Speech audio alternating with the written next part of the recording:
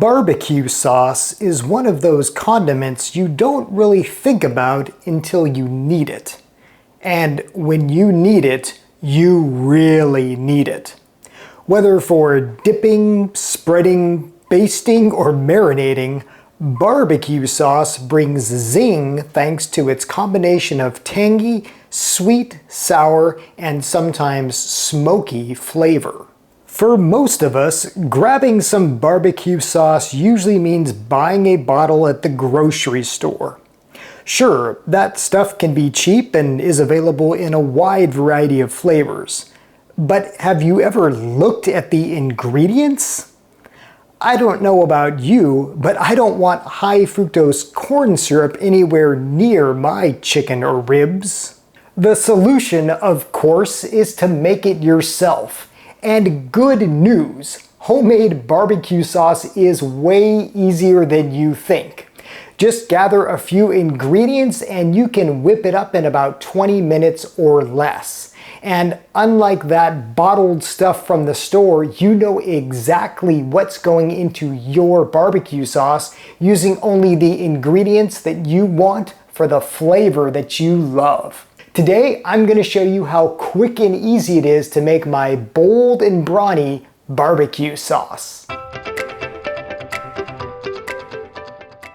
Hello and welcome to I Want to Cook. My name is Chef Matt and this channel is all about helping you be a better cook. And after watching this episode, you're going to be able to whip up your own barbecue sauce in minutes.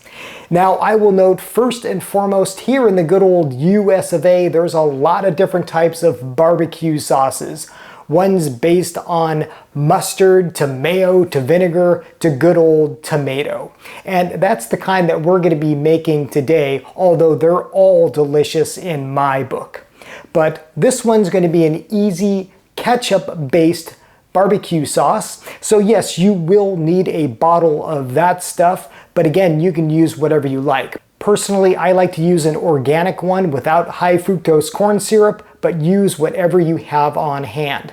And even better news, most of these ingredients you'll have in your cupboard, and the ones that you don't are easy to find in the market.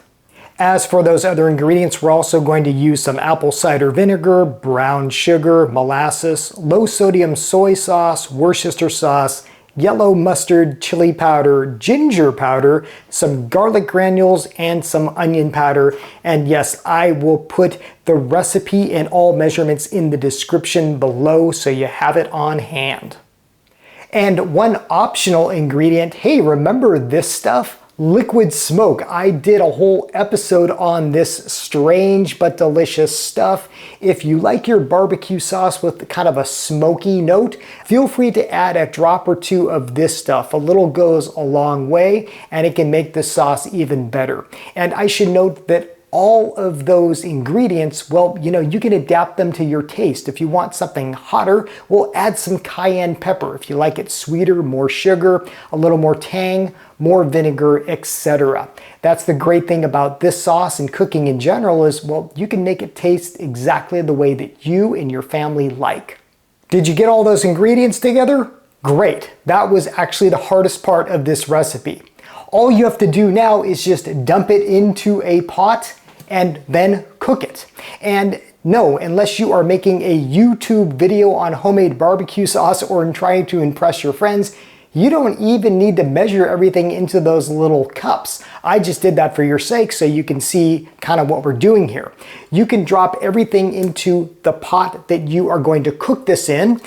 For this recipe, we're going to use a 3-quart stainless steel pot. A nice heavy-duty pot like this is going to be ideal for this recipe. You're also going to want a lid and or a splatter screen for reasons that you'll see very soon. So let's whip this stuff up.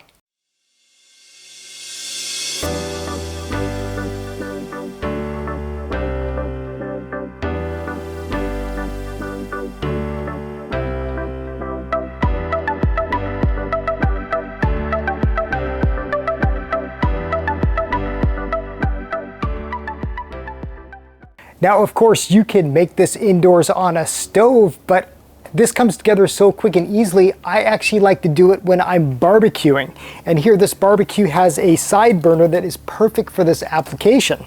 So all you have to do is set your pot on low heat and just stir. We're going to bring this to a simmer, and then we are just going to keep stirring. You're also going to want to taste it every once in a while, but after about 10 or 15 minutes, well, this sauce is going to come together and it's going to be absolutely delicious. Now, I'm wearing all black for a reason, because sometimes this does splatter a bit. So now is not the time to wear your white tuxedo or anything else light for that matter. But a lid will help here, as will a splatter screen. So we are just going to bring this sauce to a simmer, stir it every once in a while, and then we are going to have some delicious barbecue sauce that is going to be even better on this chicken that I marinated in a previous batch of this sauce that I made. My mouth is absolutely watering, and I hope yours is too. So let's make this sauce.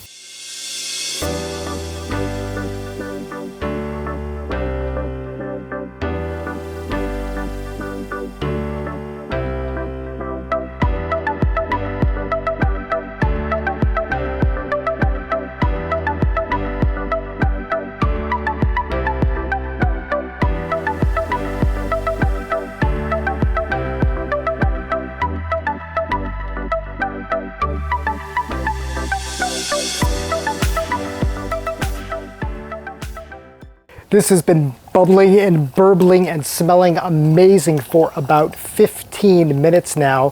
So we are just going to give this a taste. I'm telling you, this is so tangy, so good, a hint of sweetness. I cannot wait to dive in and pour this all over that chicken.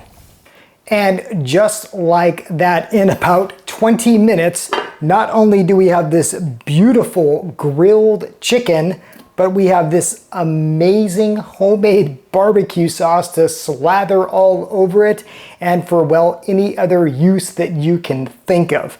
I cannot wait to dive into this. So give this a try for your next barbecue, or any time you need barbecue sauce. I think you are going to love it, and well, you might just say goodbye to that bottled stuff forever. Let me know what you think. I hope that you and your family absolutely love it. We certainly are going to enjoy it when we dive in about, I don't know, 3 nanoseconds from now.